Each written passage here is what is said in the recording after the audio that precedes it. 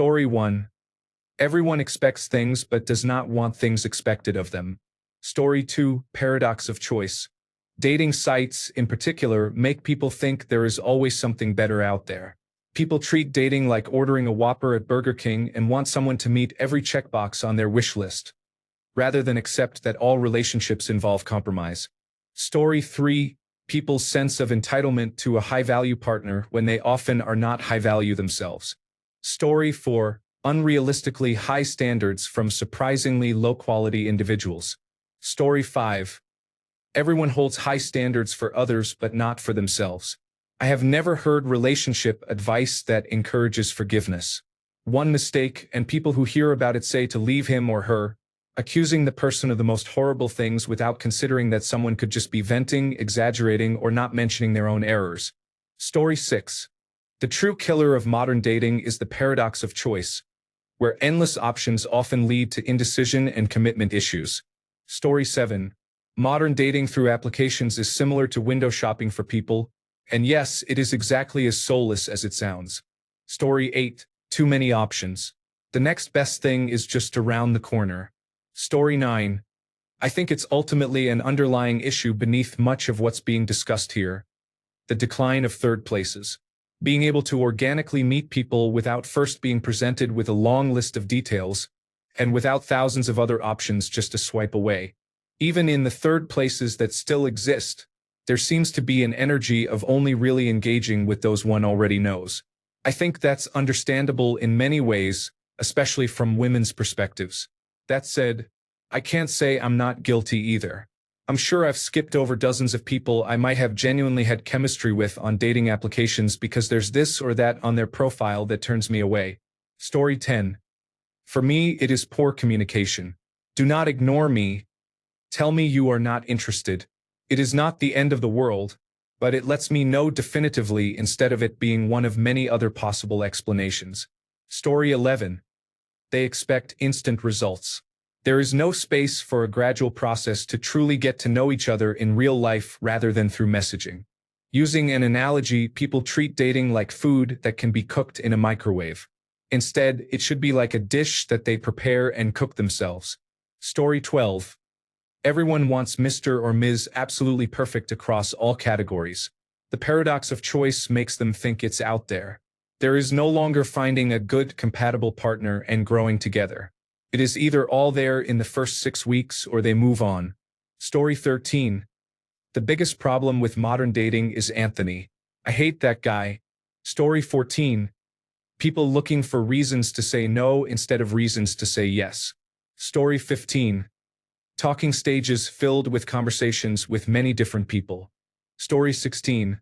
I have to say, as someone with 3 children in their 20s, there are lots of self-isolating people today. Nobody has parties or gatherings, or at least not to the same degree as when I was single and dating. Story 17. I think social media has fostered a sense of narcissism in many people. You are almost certainly not that handsome, pretty, rich, talented, or intelligent. So you need to take that into account when considering partners. You are an average person, so you will probably end up with an average partner. Story 18. Illusion of choice. Everyone always has a foot out the door because their true love is seemingly just one swipe away at all times. The applications are incentivized to keep you on them, so they do not match you with people who actually like you unless you are paying. Even then, I think they try hard to sabotage your experience to ensure you keep paying. Everyone just swipes forever and ignores all the good people they are passing over. Story 19. People's standards are too high. They have an inflated opinion of themselves and focus too much on the negatives of others. Story 20. Online dating is just horrible. I am very glad I met my wife and do not have to deal with it. Story 21. Impossible checklists of things that sound great on paper, but miss that anyone trying or claiming to hit them all will be faking. The other bizarre thing is a mindset that someone else must agree with you on every conceivable issue and like everything you like. To me, this is extreme narcissism. I have zero interest in being with my identical twin. I am not gay or incestuous, for starters. Story 22. Projecting your past experiences onto current partners. The women in my life treated me poorly, So I am going to put this one through challenges to make sure she is worthy. I have had bad experiences with men being disrespectful towards me, so I am going to start disrespecting them first, even if this particular man has not done anything to deserve it. Story 23. People lose the respect of other people's feelings. Ignoring, acting mean, and ghosting are very easy and common. Attitudes like boss or always put yourself first also result in the loss of common sense. There is always another real person with real feelings on the other side. At least make an effort to end things like a normal human being. Story 24. There is no respected social contract. People do not feel like they owe anyone anything, despite the fact that everyone is putting themselves out there to try to find love or even just casual encounters. Be a decent person and treat others as humans instead of just hunting for the perfect person who does not exist. Story 25. People do not know how to talk to each other, in person or on the internet. Men and women are so polarized and out of touch with reality that they expect some extraordinary introduction or date. I would rather go back to middle school where you wrote a note saying, "Do you like me? Yes, no, or maybe," and passed it to that person through 10 other people in class. Story 26. Apps and online dating. You and the other person you talk to have basically zero investment in the experience, and the app will happily provide another 500 options for you at a moment's notice. This leads to frustration and ghosting, and the attitude that dating is a numbers game only makes the whole experience feel like a grind. It should not be a surprise that the apps with higher rates of successfully pairing people are the ones with higher barriers to creating an account. Story 27. People want everything immediately. They do not want to get to know each other first. Story 28. A lot of people want to jump right to social media and online dating, but I think much of where we are with the current dating scene is also significantly related to how we grew up. A large portion of the dating scene right now grew up in an era with extremely high divorce rates. I would personally venture that many of us grew up witnessing unhappy marriages firsthand and reacted strongly to prevent that from happening.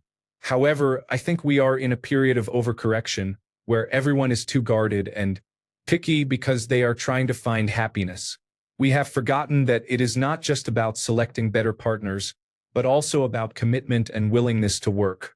A good relationship should not be toxic and draining, but it is also not effortless. Too many people I encounter seem to give up at the first sign of struggle. There is no single culprit or biggest problem here. Dating has changed because of a combination of societal changes. You have the divorce era, the internet, increasing independence of women, and other factors all coming together to change the dating scene into what we have today. Story 29. Everything. People look at dates and relationships as transactional. No one is kind, caring, or respectful. Hookup culture is gross. People are selfish and awful. No one has any heart or soul anymore. If you are a man and show any kind of emotional vulnerability, you are immediately a red flag. If you are a woman, you are too emotional and needy. I hate this planet. Story 30. Impatience and very short attention spans are common. Few people want a long-term partner. Most prefer casual relationships. Those who do want a long-term partner expect that person to be perfect in every way from the start. There is no willingness to work on things together. It's either an instant soulmate or nothing. Story 31. It's more possible than ever in history to be single, for men and women, with or without children.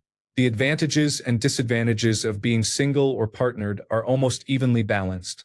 It is very difficult to figure all this out.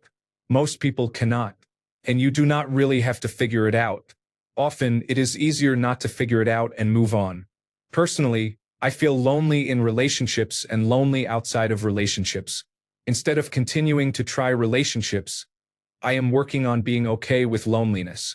It is actually working so far, and it is a lot less stressful and less expensive in terms of money and energy. I am not saying this is the answer to anything, just my highly subjective personal experience. Story 32. Finding someone who is self-aware, kind, attractive to you, and genuinely wants to commit. Story 33. The biggest problem with anything else is the people. Story 34. A lot of people expect you to be constantly available via text now. They get annoyed if responses are not within their idea of a reasonable time frame throughout the day. That stresses me out, and I hate it. Story 35. People do not have community anymore. Relationships, marriages, and families exist within particular contexts such as small towns, extended families, churches, and tribes. Most people you meet in these contexts share similar frames of reference, values, backgrounds, and histories. In fact, the only consistent frames of context these days are school and jobs. People are much more mobile. They do not know their neighbors and often move away from family and friends. This means that the only potential partners they encounter are complete strangers. This is also why dating applications are often ineffective. Just strangers without context. You have heard the saying, "It takes a village to raise a child." It also takes a village to meet your partner. Story 36. That it is all based on fraud. The most cliché dating advice is be yourself. But if we are being honest, very few people actually do that. It somehow became acceptable to put on a facade in order to get a partner, and then when that facade is finally dropped, we act all shocked when the whole thing blows up. Somehow, the person being deceived is blamed. Make that make sense. It does not matter what it is. Pretending to like things, having children from previous relationships, or even keeping a tidy home.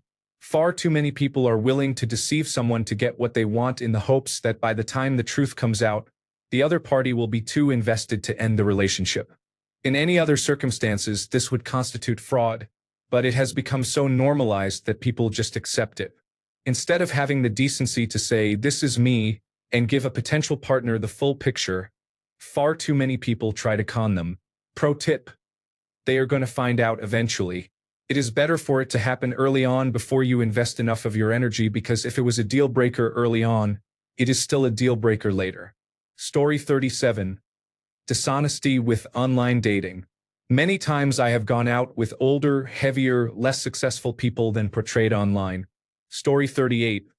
Speaking from the outside looking in, I have been in a relationship for almost 3 years now. Everyone thinks everyone else is at fault except themselves. Most likely, you are all contributing to the problem in some way but lack the humility to take a hard look at yourselves and admit it. You cannot say everyone else is at fault and think you are the exception. Life does not work that way. Story 39. Phones are a complete distraction and can interfere with quality time with your partner. Story 40. To be honest, I think pornography has negatively impacted the lives of many people in the modern generation and creates unrealistic fantasies about what the sex life between couples should look like. Story 41. People are often unwilling to engage in emotional labor. I do not want to be in a relationship just to be in a relationship. A relationship should bring both partners security, fulfillment, joy, and passion.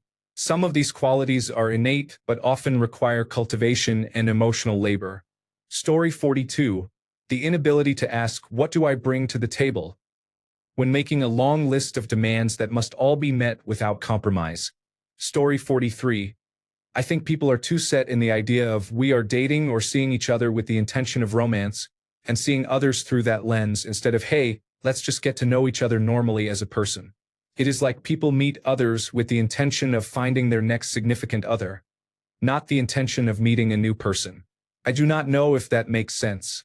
Story 44. Dating today is a mess because of too many options and social media's pressure to look perfect. We are caught in a cycle of comparing, swiping, and seeking validation, which keeps us from real connections. Instead of diving deep, we stay on the surface, chasing quick hits of approval. The challenge is to break free from this and focus on genuine face-to-face relationships where real growth happens. Story 45. One of the big problems with online dating is that the introductory conversation, such as where you are from, what you do for a living, and what you are looking for, is usually done electronically before you meet. This means that the first date conversation is often a rehash of what you have already discussed or awkward small talk. This greatly reduces the chances of natural chemistry developing between the two participants. Story 46. People think that just because they find someone else attractive, it means that their current partner failed in some way and that they deserve better. They fail to realize that long-term relationships require effort, and you have to choose to continue to compromise and love that person. It is not going to be butterflies forever. Story 47. Specifically on dating applications, it becomes too easy to swipe left or right for trivial reasons, whereas in person, we are much more inclined to get to know someone before judging. The number of people I swipe left on because they use your instead of you are is just ridiculous. Maybe the love of my life is out there waiting for me to teach them the difference. Story 48. The biggest issue is social media. Entitlement is a factor, but much of it relates to what we are expected to like. Nowadays, people date to impress, not for who they truly like. This contributes to breakups, cheating, and divorces. I have lost count of relationships I knew where it was obvious they were dating for superficial reasons. It is sad. You should like who you like and not care about anyone else's opinion. You are dating them, not everyone else.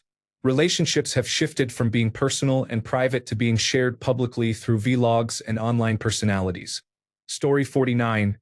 Many people choose to block and completely terminate relationships instead of working on repairing them, probably because the internet and online dating make it seem like there is always another option. Of course, in cases of abusive and criminal actions, no contact is necessary, but not because of social media trends. Story 50. The biggest problem was the invention of social media and dating applications. We need to put the phones down and start socializing with each other. Story 51. Porn has created a large group of men with very distorted views on sex. I am not a prude, and I certainly do not believe sex has to be within the loving context of a relationship. I had a very promiscuous youth. I was only asked for anal once, and my refusal, along with past hemorrhoids, was enough to ensure I was not asked again. No one ever choked me, slapped my face, or spit on me. The phrase "no glove, no love" in the 1990s did not receive much pushback. If I encountered any pressure, that was enough for me to leave, assuming some other girl might agree. Young women watch pornography too, and many see this as normal. I am not criticizing kinks. I understand that people enjoy many different things, but it creates a sense of everyone is doing it, so there must be something wrong with me. Story 52. The over-reliance on dating applications can lead to superficial connections. Story 53. Hookup culture. For me, on most dating applications, people are not looking for anything serious and just want to fling, but they do not state that on their profile or any time during the talking stage. So, I am out here thinking they want something more serious and catching feelings, only to be told, I am not looking for anything serious, and then getting ghosted. Story 54. A lot of people just want sex or the benefits of a relationship without the actual commitment or effort. It is always come over to watch TV and inevitably do the obvious, never going on a date. Even if you do get a date, you will probably be expected to sleep with them. No one is willing to actually grow that connection and put in the effort anymore.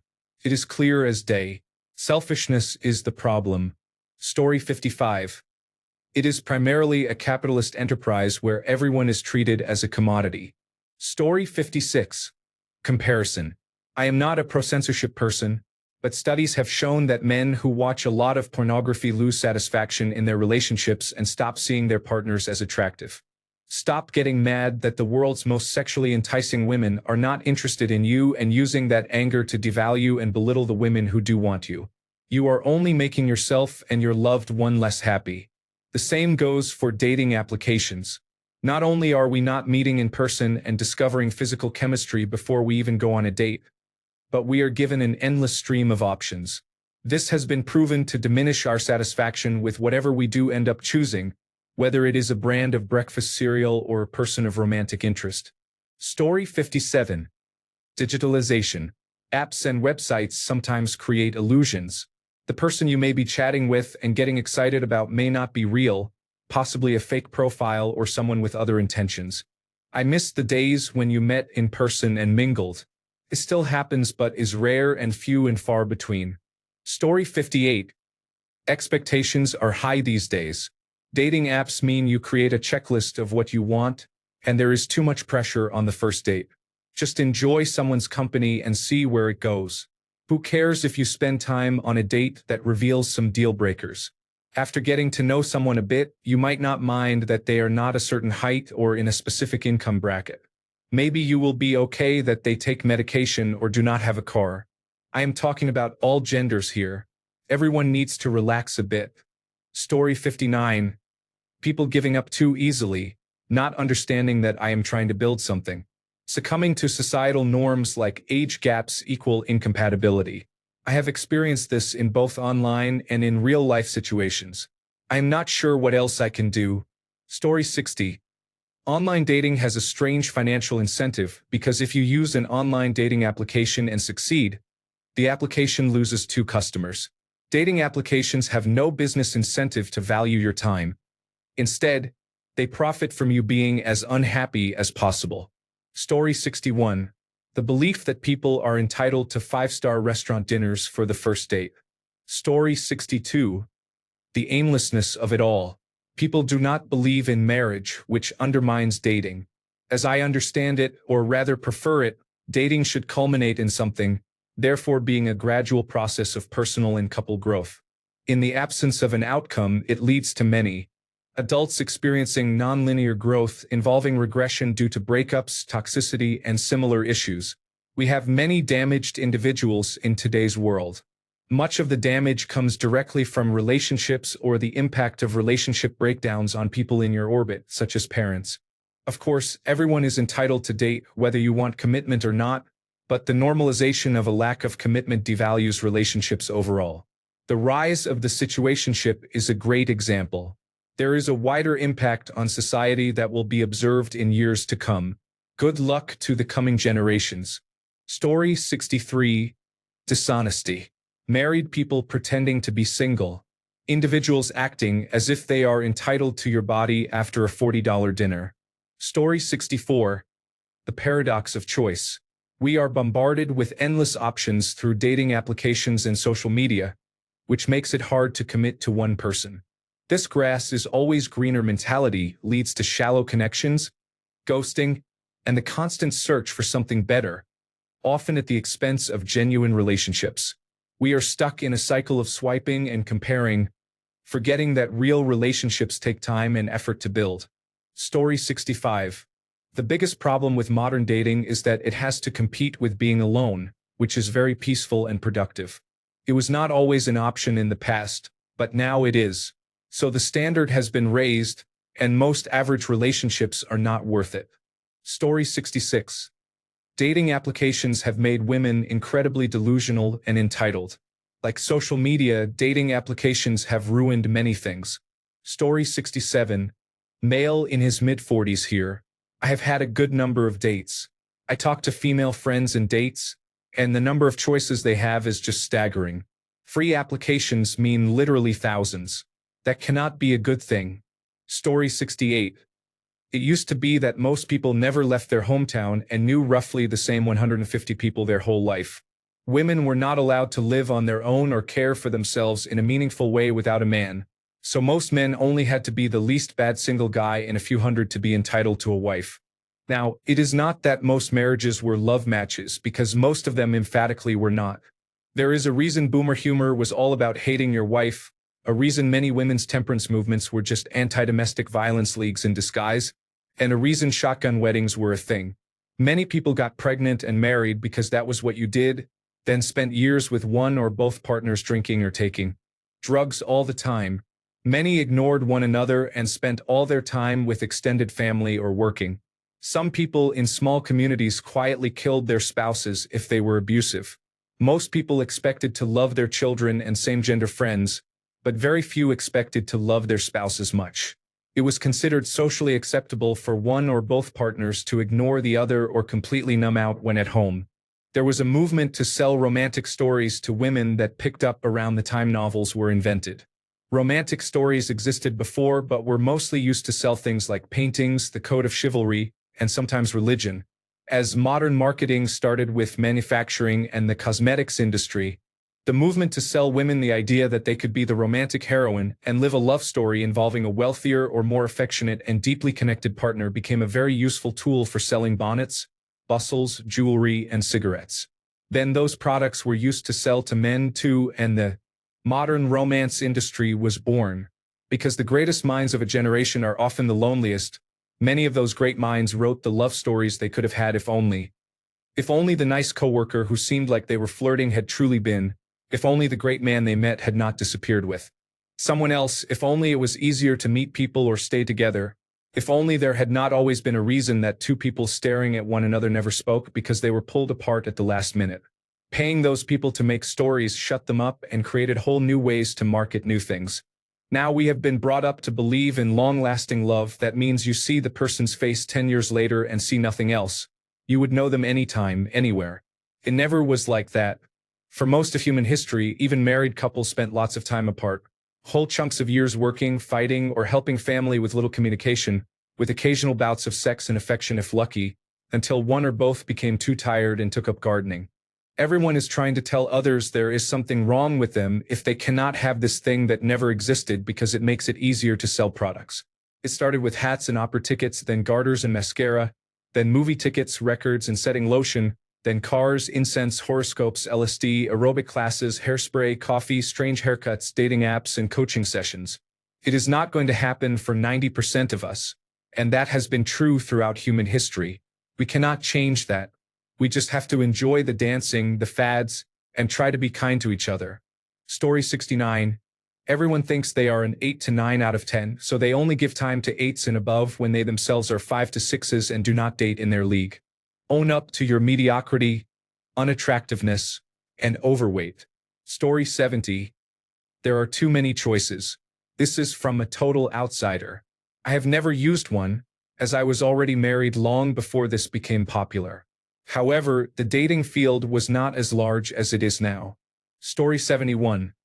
There is a constant idea promoted by social media that you can do no wrong and there is always someone better. Usually, this is not the case.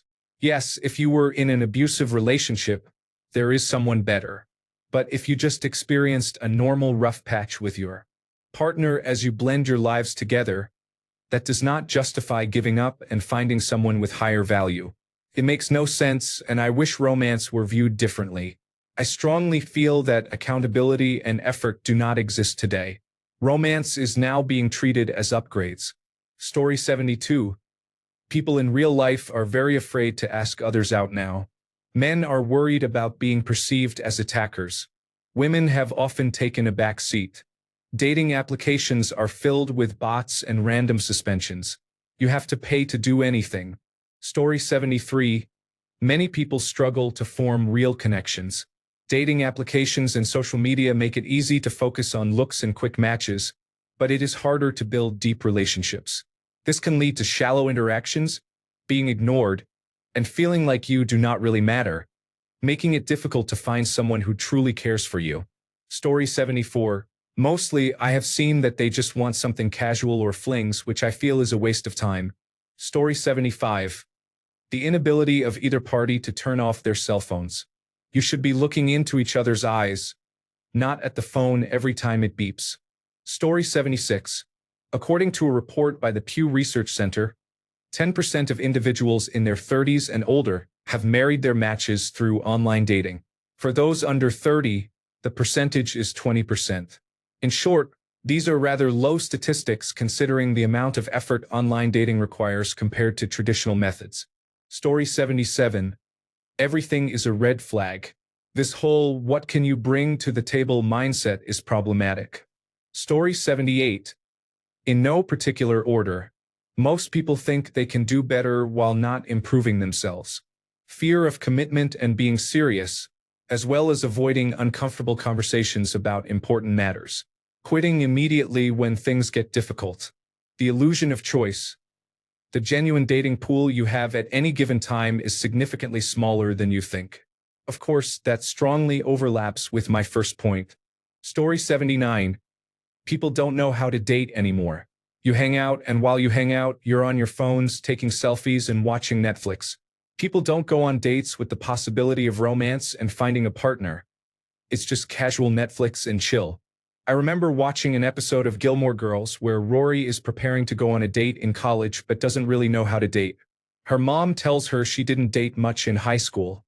Rory insists that she did date in high school, but her mom says, "You didn't date, you had a boyfriend." Rory was committed to one person and didn't date around. so she didn't have the repeated awkwardness of going on dates with someone new. There's a religious school near where I live, and they used to set up date night. They taught the guys how to ask a girl out in person, not through text, and the church members would set up tables and serve food so people could have their dates. Because people don't know how to date anymore, and it's unfortunate. Story 80. For men, it is like a job interview so a woman can judge if he is a good retirement plan for her. Story 81. They want to have a full conversation throughout the day, every single day. Just one big, never-ending conversation. I haven't experienced anyone getting mad if I don't respond quickly enough. They just try so hard to always keep it going. Then they ask you to hang out every day or every time they know you are free. Story 82. People are the biggest problem in just about anything. Story 83. Everyone is looking for a man in finance, trust fund, 6.5 feet tall, blue eyes. Story 84. Effort. You have one fight and it is an issue or warning sign. People fight, people grow, people make mistakes, and we need to stick together for the long term. Relationships require effort and compromise for something greater. You fight with your best friend, but then it is all good. Why is it that when you fight with your current romantic partner, you cannot make up? Story 85. People think that both parties have to put in the same effort at all times. I lost 2 friends because they said I should break up with my boyfriend, as this is not a 50-50 relationship and he is not good enough for me. 2 months prior, I told them that he probably has autism, Asperger's, and therefore needs a bit more support sometimes, which is why he does not hold conversations as well. They said they did not care and that he does not have a single good thing about him. You do not know us, but he is the sweetest, most intelligent, caring person. He loves his family, especially his niece and nephew, is straightforward, hardworking, and a kind person. I was shocked by that comment. We are still together 1.5 years later and as happy as I could imagine being in a relationship. We have tough days. I help him a lot, and he helps me with job-related matters and building my self-worth. We do not put in equal effort or effort in the exact same way, and I have learned that this is actually quite okay. Story 86. Keeping score. Chip on their shoulder. Axe to grind. Me. Superiority complex. No sacrifice. Only what is at stake to gain. No humility. Only pride. Story 87. Lack of commitment. I am so tired of women who basically just want you as their online buddy, and when things get serious, they disappear, cancel, or stand you up like immature cowards. The worst part about this is that I tell them if they are nervous or not interested in an actual date, they can tell me from the beginning, and I will respect that so we do not waste each other's time, yet they still continue to do this. Story 88. There are many single mothers who do not want any part of that. Story 89. Everyone is online. Low-value individuals only settle for high value. There is division among sexes, threat of rape and allegations, fake accounts designed to promote subscription-based content platforms or to seek validation. No one is upfront about what they want, no one wants to compromise, and much more. Story 90. Everyone thinks others are some sort of secret manipulative abuser mastermind, and all they have to do is wait for the perfect moment. Then they can finally create the ideal video about it. Story 91. Too many choices. Much more so for women, but even for men. You can literally get a date within 24 hours if you are of normal attractiveness and have a little bit of game. So even when you meet someone you connect with, you're always wondering if there's something better right around the corner. That's why I exclusively date offline and through my friend group. Organic interactions feel much more real than swiping through many profiles online. There is a real spark from organic relationships, while online dates often feel contrived. Story 92. Every woman thinks she is perfect and deserves the best men. Story 93. Men listening to red pill commentary about what women want rather than actual women. Yes, I have had to ghost and block men who argued with me, a woman, about what I was looking for because my answers did not align with what Andrew Tate told them. Yes, the self-sabotage is the point because if their advice worked, you would not need them anymore. Story 94. If you say you have a health condition or a religious belief, you seem to be non-existent. Story 95. Practically every person is self-centered. looking to have their desires met more than seeking to fulfill the desires of another. Story 96. It is not equal among genders, but standards in general have risen dramatically. At the same time, the quality of the dating pool has declined significantly, both in terms of superficial appearance and interpersonal skills. In short, many mediocre people are competing for a small number of standouts. When that fails to deliver, not enough people adjust their standards to a realistic level. Story 97. Ease of meeting makes you take it for granted, limited attention spans, and not knowing anyone's gender. Story 98. There are too many choices in the apps. Even grocery store sampling staff have figured this out. For example, if there are 12 samples of jam to try, they will not sell much because it is too hard to choose one. If there are only 2 jams to choose from, they will sell more. Story 99. Lead you on but do not want commitment because of past experiences and other excuses they can think of. Then, after being consistent, they will breadcrumb you. Story 100. The quantification of a human being through applications like Tinder and similar platforms has negatively impacted dating. Gamification has diminished its authenticity and created a reductive and dystopian experience, reminiscent of Brave New World. There is no way that any algorithm can determine who I should date. Story 101. People trying too hard to find the perfect partner and giving up too early when there is a warning sign. Story 102. Social media makes people think they have more options than they actually have. Story 103. Modernity itself. Instant gratification. Sound bites. Zero attention span. Story 104. People tend to seek much without being much because they have options. Story 105. Too many options on an application to entertain. Conversations are very lacking. Story 106. People in general are just so unpleasant nowadays. Elitist, entitled, narcissistic, self-aggrandizing, and often completely delusional. Story 107. For me, it's the expectation that sex happens early in the relationship. Like, get out of here. I'm not here for that. I want all those other things like concern, compassion, care, love, and trust. None of that is going to happen when you want to sleep together in the first week or two. Story 108. People approach dating adversarially. Everyone wants to win their relationships and views others as opponents, not potential partners. Story 109. People believe they deserve much more than they truly do. Story 110. Dating applications have 2 major issues: the imbalance of men to women and the perception of unlimited choices. First, men greatly outnumber women on dating applications. This is problematic and leads to women becoming overwhelmed by choices and matches. Therefore, they become pickier about whom they like. This causes men to get fewer matches, so they loosen their requirements, which results in many random and poor matches. How can this be fixed? The platform must balance the numbers somehow. Although it can be done in many ways, they often avoid it because desperation, especially among men, leads to customers paying for more visibility. One idea is to have an application that places users into a group with a limited number of other people. You can only match with people in this small, balanced group. Eventually the group changes, but you are not overwhelmed by choices from the start. Second, endless choices. Because there are so many users on the applications, no one is committed to their relationships. Every new date begins with one foot already out the door, or with a finger ready to block. One wrong step and you are ghosted, blocked, or unmatched. Then it is time to move on to the next person. How can this be fixed? By reducing options. Allow less swiping and show fewer choices per day. Make matching harder by requiring some similarities or compatibility.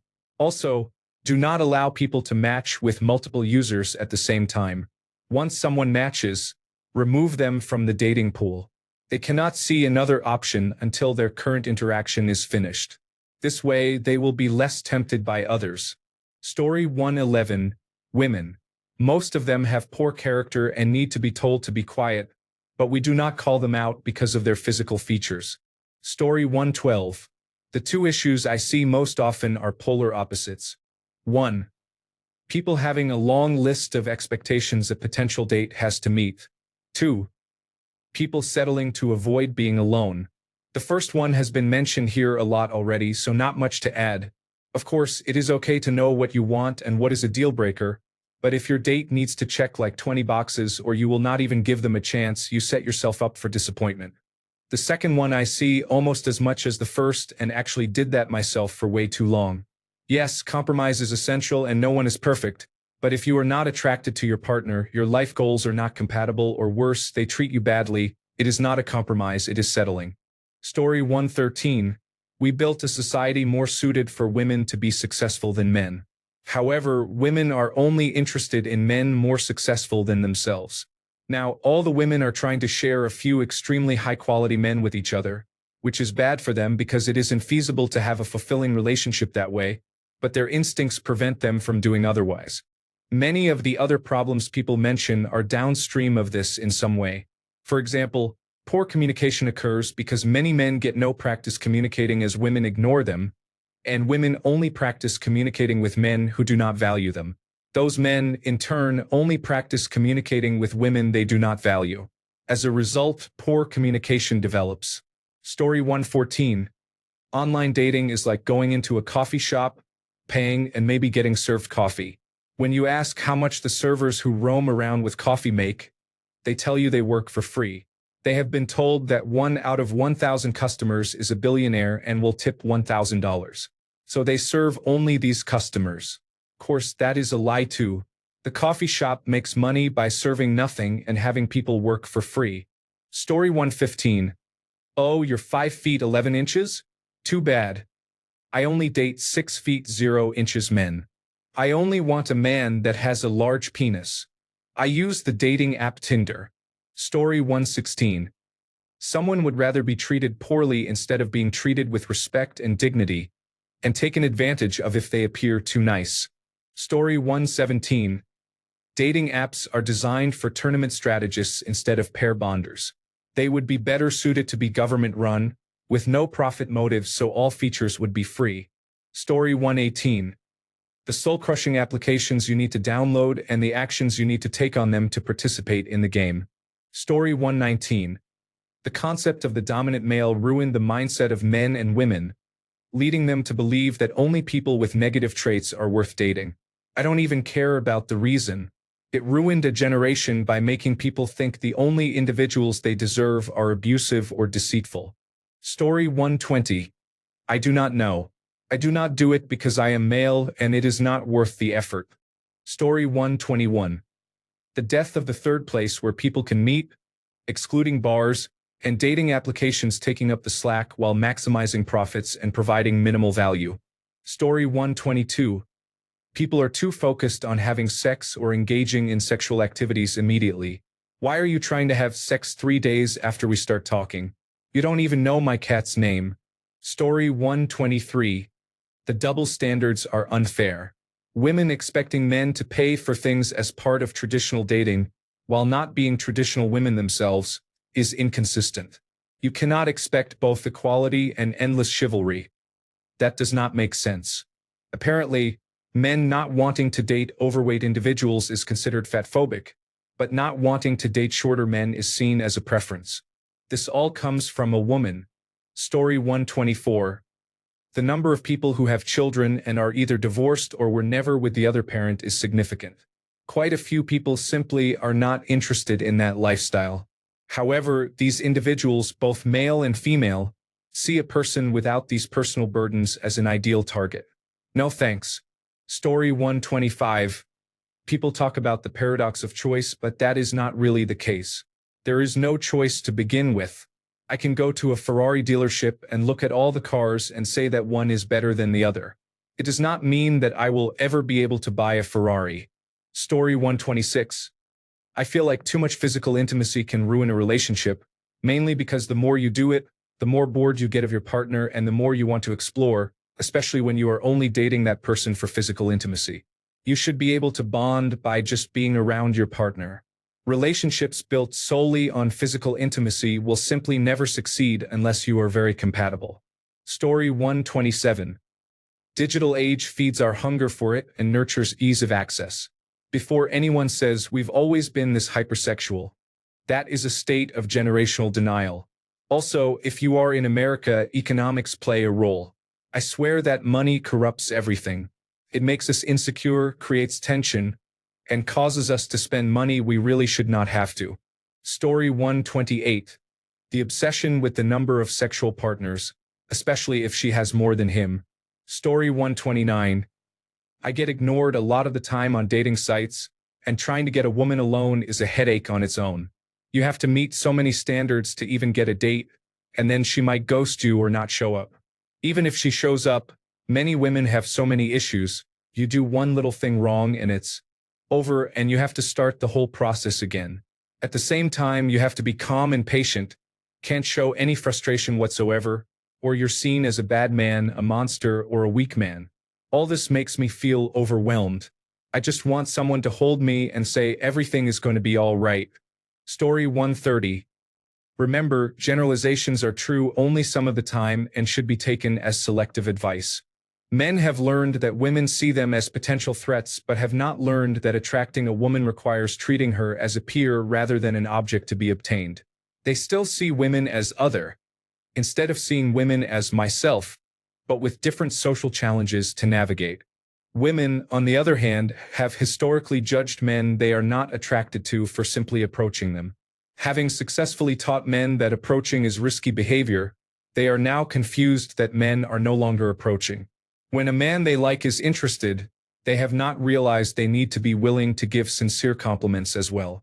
In short, we are all carrying the relationship baggage from our parents' generation and have not yet defined our own rules for intergender relationships. Thanks a bunch for sticking around till the end of the video. Remember to subscribe, and until next time, stay awesome and goodbye.